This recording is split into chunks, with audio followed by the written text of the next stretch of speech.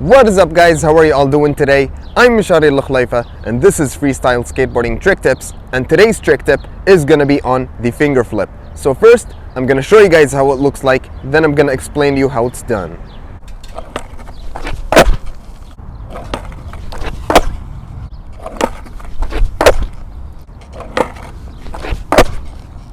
Okay, so first you want to figure out for yourself whether you prefer to flip the board with your left hand, in which case your right foot is going to be pinning the tail or nose of the board. If that's your nose, it really doesn't matter. Or whether you prefer to flip the board with your right hand, in which case your left foot is going to be pinning the tail or nose of the board. So figure that out for yourself. And I'm going to tell you more about what the other foot is going to do later on. And second, you want to also know for yourself whether you prefer to flip the board outwards or inwards, which is the way I do it. After you've got that, then you want to focus on how to grab the board. So you're going to be grabbing the nose of the board with your thumb on the grip tape and your fingers underneath. And then you're going to try to flip the board using your fingers. Now remember, you don't want to think of it as your hand that's flipping the board, but instead your fingers with the assistance of your wrist. Because as you're going to be flipping the board with your fingers, your wrist is naturally going to twist, alright? And that's totally fine. And remember, I'm doing the inwards flip. You can choose to do the outwards one if you prefer that. So what you're going to start off doing is, as you have one foot on the tail of the board and the other one on the ground, you're going to try to flip the board. And as you try to flip the board, you're going to move your foot that's pinning the tail off the board, okay? So move it and then plant it on the board again. So just try to do that a lot. And the point of doing this is getting the muscle memory down in your fingers, all right? So that you know how much power is required to flip the board, okay? Once you've done that a lot, then you're going to do the exact same thing. But this time when you're going to flip the board, you're going to bring your other foot that was on the ground and put it on the board as well, so that you land with both of your feet on the board. So you're going to flip, then put it on the board as well.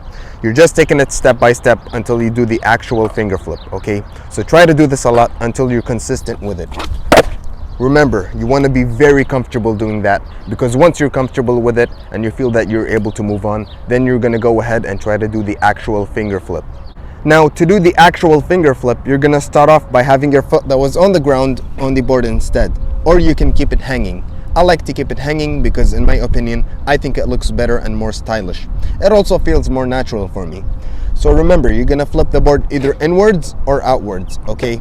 And here's where I want to mention that timing is very important. As soon as you jump and your foot that's pinning the tail of the board leaves the board, your fingers are already flipping the board, okay? Think of it as all one motion. You don't want to jump then flip the board quite late. Otherwise, there's a chance you might land on the board when it's only flipped halfway through, or not made the full flip because you landed too early. Or worst case scenario, you might even land primo, and that can be painful, which is no good.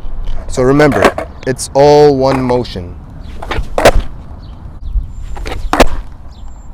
Once you have quite some experience with this trick, then you're actually going to have no problem jumping, then flipping the board a bit late. And that leads me to mention that you can either flip the board fast, in which case you don't have to jump as high, or you can flip it slower and compensate for that by jumping a bit higher, so that you give the board some time and allow it to make the full flip.